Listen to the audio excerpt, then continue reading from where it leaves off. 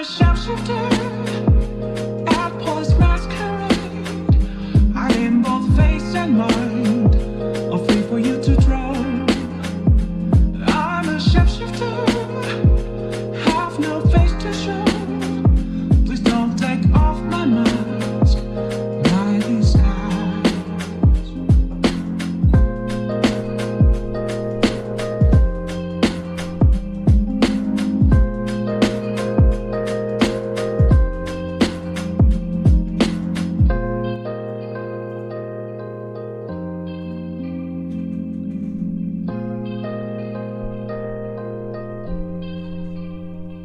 Hello and welcome, chat. Oh, hold on 1 second. Okay, cool. I hope you are all doing well.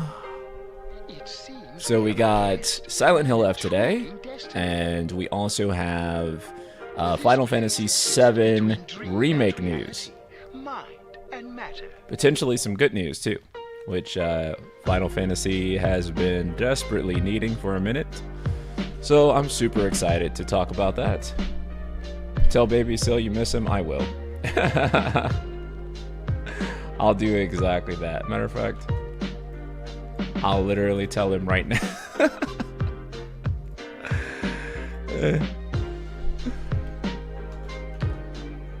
I'll tell him, Baby Seal, they miss you out here.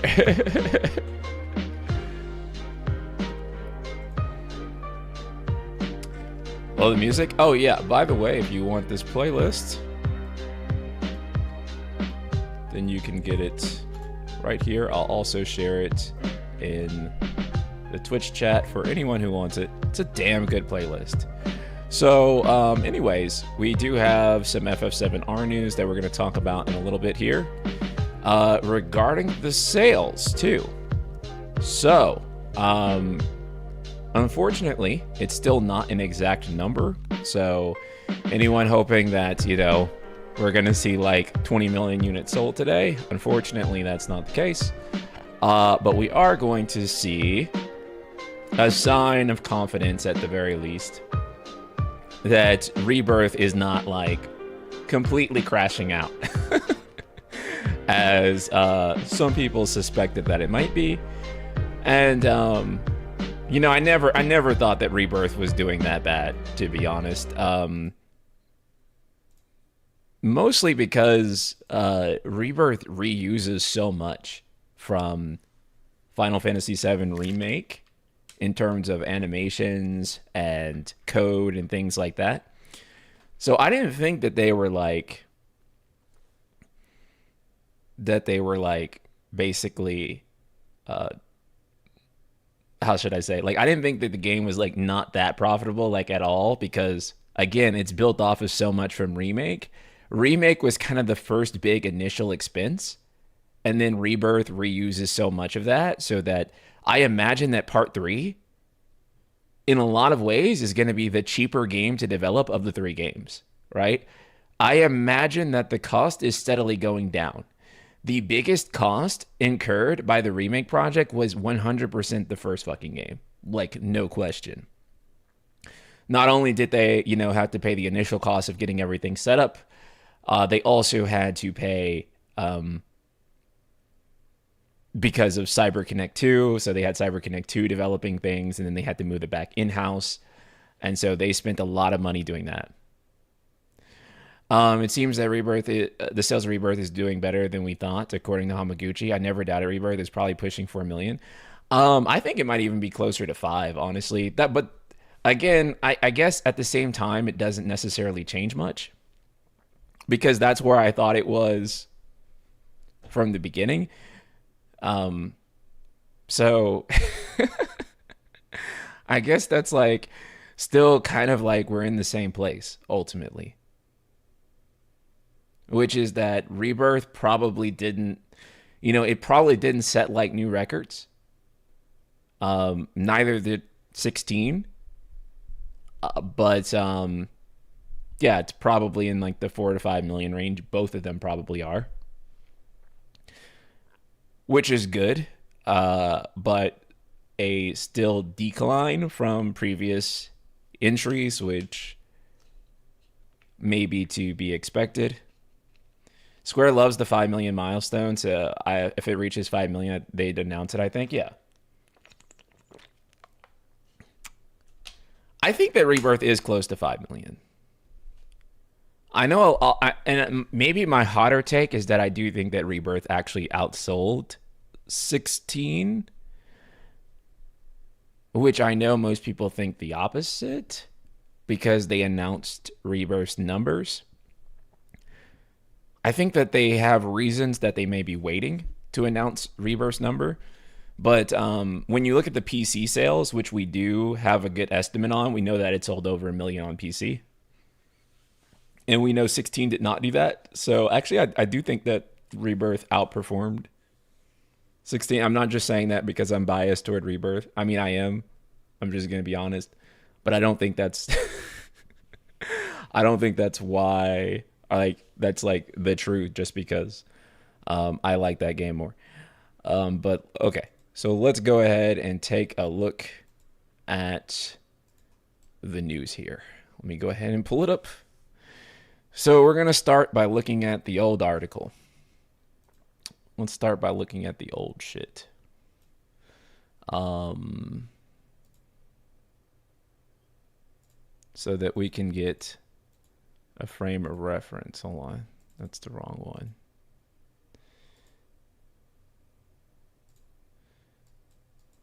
That's the semi-right one. Let me adjust the cropping here.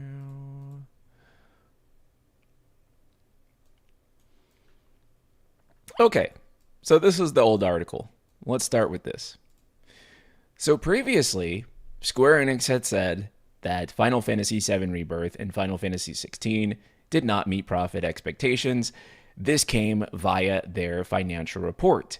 In that financial report, Takashi Kiryu, the president of Square Enix, said, in the HD Games subsegment, we released multiple new titles, including major titles such as Final Fantasy XVI and Final Fantasy VII Rebirth, but profits unfortunately did not meet our expectations.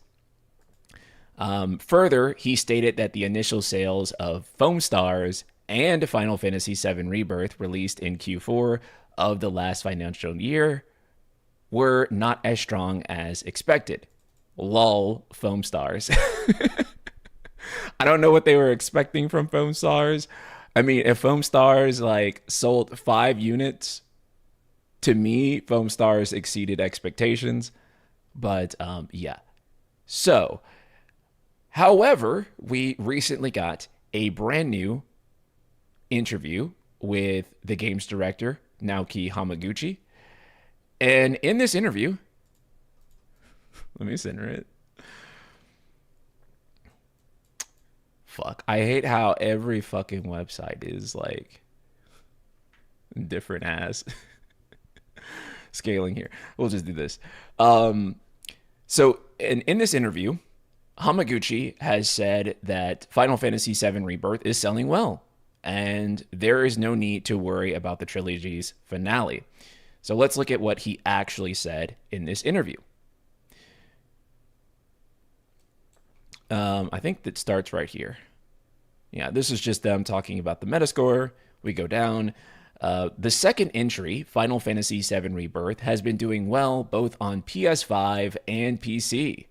I know some fans have expressed concerns, but rest assured, we'll be able to deliver a proper, high-quality third installment.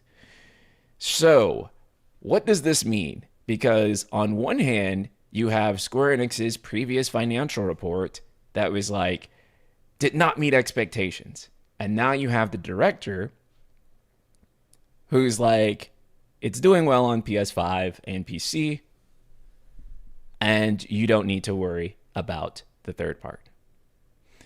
So, for some people who really want to be cynical and insidious, they're probably looking at this and thinking that Square is talking out of both sides of their mouth. I do not believe that's the case. I think both of these statements, both from the CEO and from Hamaguchi, makes sense to me. They both can easily be reconciled. I think that Rebirth is doing better than what a lot of Doomers probably think. Because a lot of Doomers are like, well, they didn't even post the sales, so it must be absolutely catastrophic. I think they didn't post the sales because it looks bad in comparison to Remake because it's not selling as fast. But it's still probably selling relatively well. It's probably doing within the lower end of their expectations, which means that the game is still plenty profitable. It's probably just not as profitable as they had originally hoped.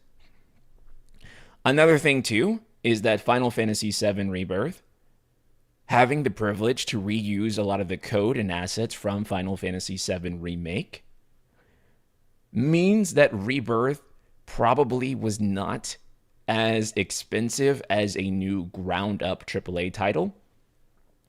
You know, again, something like FF16 had to have a brand new engine.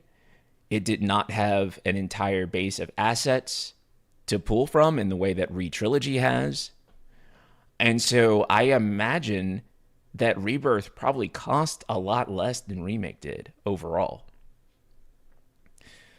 Not to mention that again, they're using Unreal Engine, and so they don't have to create their own engine here.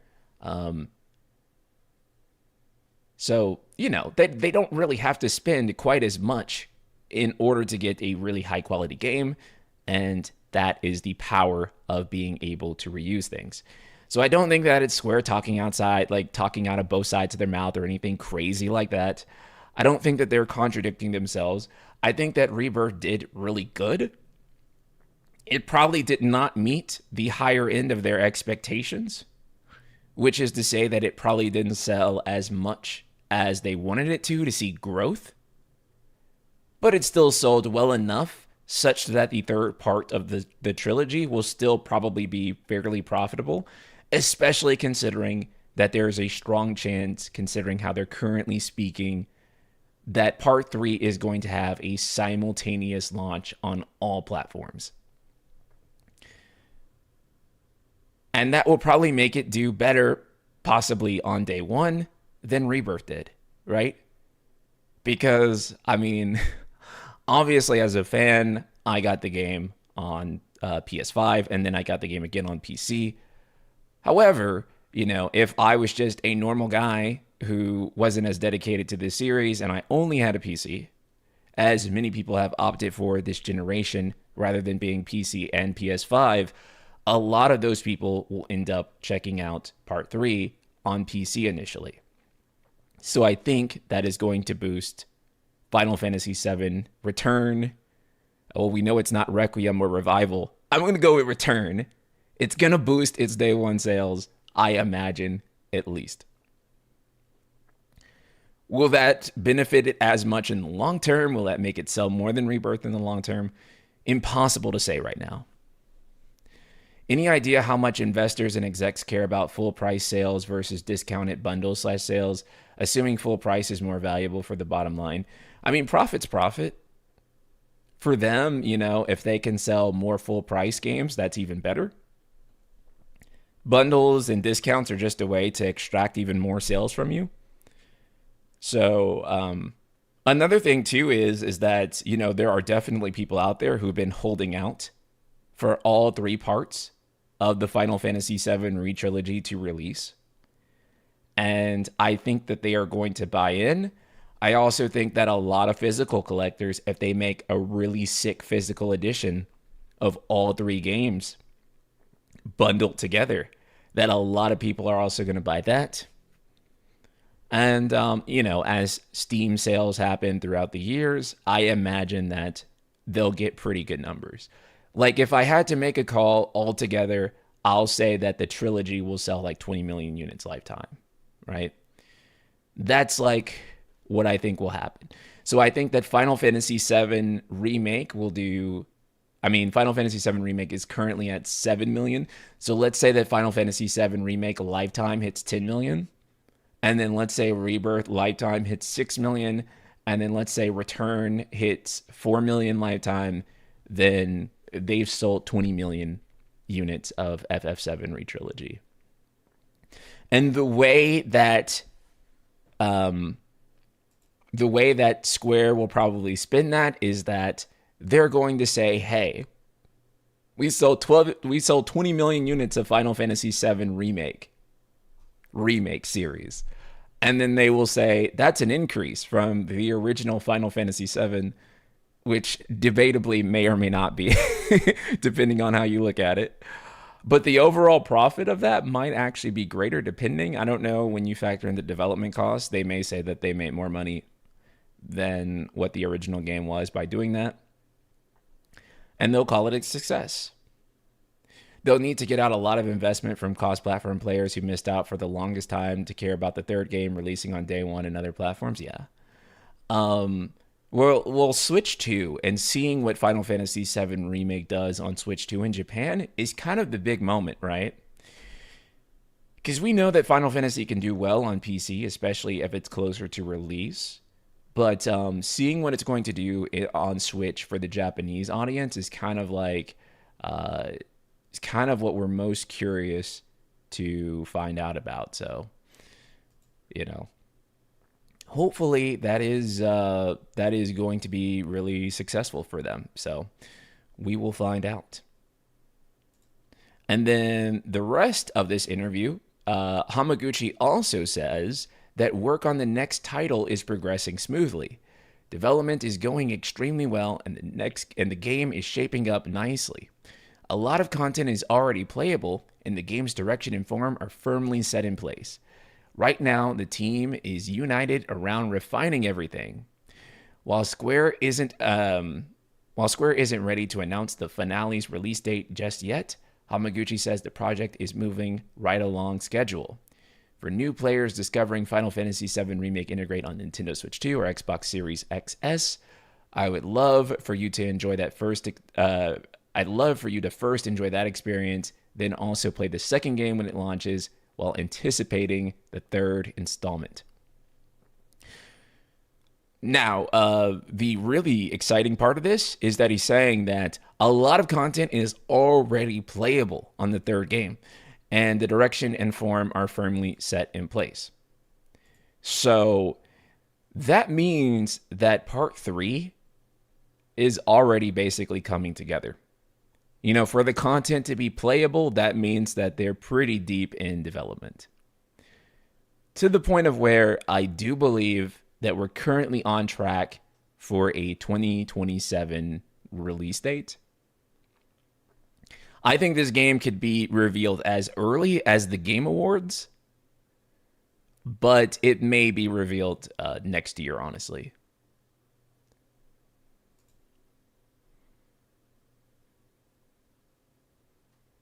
How does it feel to be talking about FF7R 10 years after it was first announced?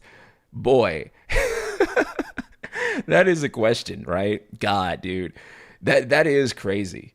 The fact that it really was 10 years ago now. Because it was E3 2015 when this was first announced. And yes, here we are. We're still talking about Final Fantasy VII Remake, and this is finally the end. And this is something that Hamaguchi also talked about in an interview. Can we find that? I forgot to pull that one up.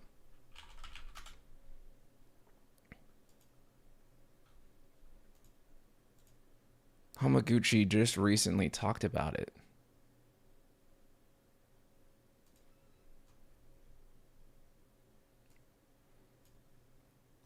Okay, here we go.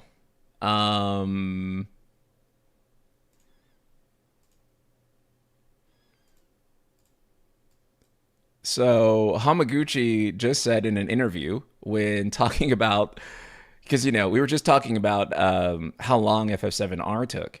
So Hamaguchi is saying that if was basically asked like which Final Fantasy game he would remake next. Actually, we have it in the original interview here. I think it's in the Windows Central interview. Let's go to the original interview. Is it here? Because I have that pulled up. Here we go.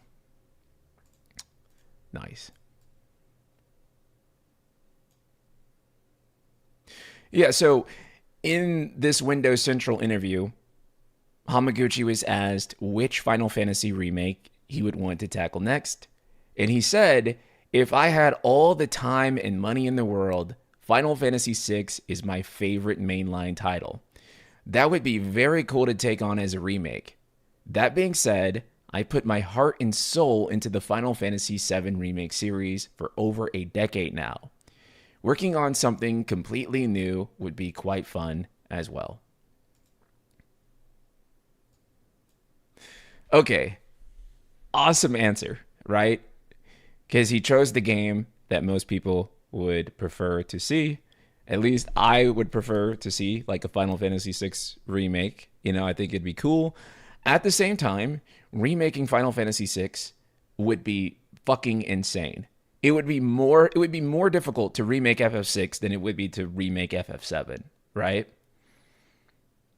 Yeah, there's 14 playable characters in Final Fantasy VI, right? There's 9 in Final Fantasy VII, right? Which is already like absolutely absurd for a modern ARPG to have 9 fully playable characters.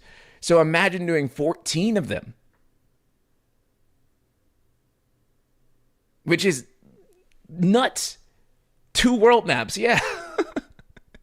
Dude, it would have to be multi-game for sure. The only way that you can feasibly do a Final Fantasy VI remake is to do it HD 2D.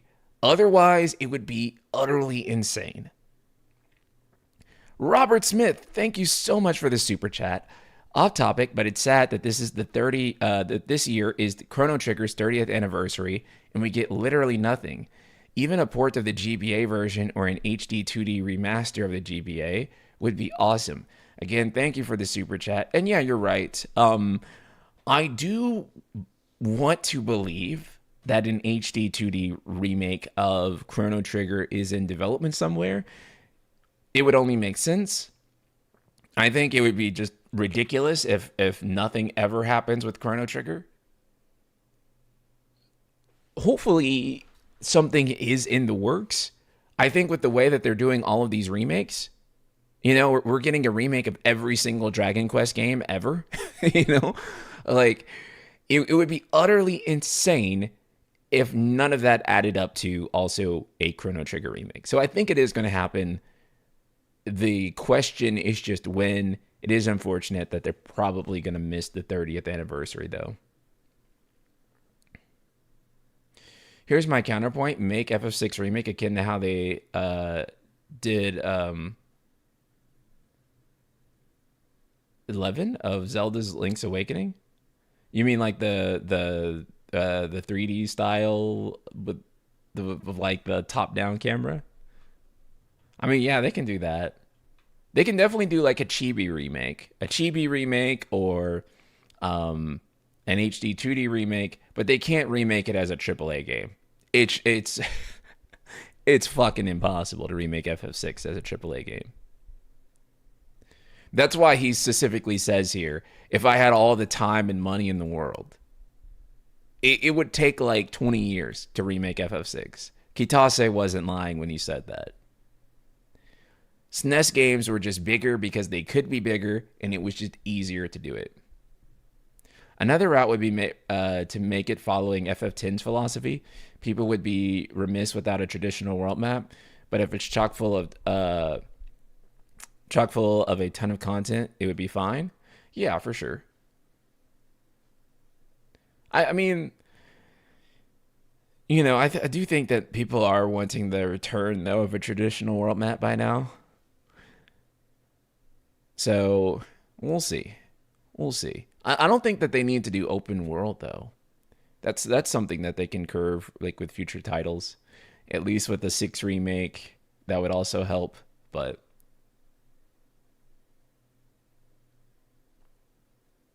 I mean, they are even remaking the mobile game of Octopath Traveler, so it's totally possible. Basically, everything that has demand for a remake right now will definitely get a remake because the remake craze is still going, and I just don't see it slowing down anytime soon. I think that everything that can be remade will eventually be remade in some way. We're not even close to running out of games to remake, and remakes are just such easy wins They don't tend to outsell their original games in most cases, but in some cases they do. In the case of, Persona 3, in the case of Resident Evil, they definitely do. So everything will be remade and remastered. Was there anything else from this interview? There was something else I thought.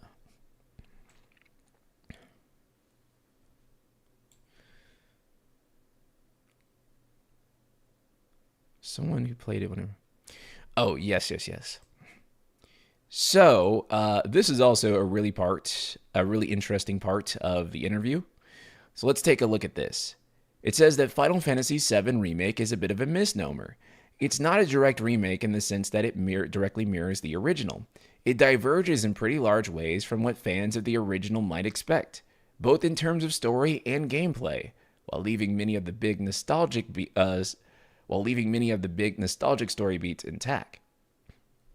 As the director of Final Fantasy VII Remake, I was curious how Naoki Hamaguchi felt about the way the game had been delivered and received, if they would have considered doing anything differently. He says, quote, "We decided to construct Final Fantasy VII Remake as a trilogy," Hamaguchi explains. "If we were to totally align with the original and replicate it exactly, I believe it would still appeal to players. But because it became a larger trilogy, we felt there was a necessity to change things up and try different things, to maintain interest across each entry, and to pique players' curiosity. I understand that there are differing opinions regarding choices we have made for the remake series." Yeah, there are some differing opinions. Yeah, that's for sure.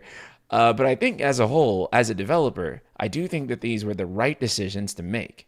I can't comment yet on Final Fantasy VII Remake Part 3, but I am also a big fan of the original Final Fantasy VII. I am someone who played it when it first released too. I believe that the direction we are taking with the series will ultimately satisfy fans who are eagerly awaiting its conclusion. It really didn't need to be a trilogy, 2 games tops. I agree. I feel like as big as Rebirth was, they could have cut down some of the content in Rebirth and cut down some of the content in Remake and make that basically one game. Like if they shaved off a lot of the hours in like Rebirth and like made Remake a more faithful version of FF7's Midgar opening and just had it be like a 10 hours tops opening, right? And then, maybe the rest of Rebirth played out without, as much padding in areas, you could have probably made it 2 games. Man, even as an FF7R trilogy enjoyer, I'm tired, boss. It's really hard to maintain interest in one series that you're already vaguely familiar with for 10 years as these remakes come out, right? It's really hard to be like, I'm still interested in Final Fantasy VII, like this story I know, and we're like slowly getting the remake as things come out. I do think that if they made this 2 games, I think everything would have been a lot better for sure. And I also think that the mysteries that they were trying to create with this re-trilogy would have also came across better, because it feels like we've been getting stringed along for a decade now. And we don't know what these mysteries mean. For a lot of people, it's just a way to retell the story with all of the compilation stuff included. But if that's the only sole point of the Arbiters and everything that's happened, then that's really kind of boring, actually, because, like, all this time we've been waiting and, like, we already know what the mystery is, and basically we've just been getting a really, really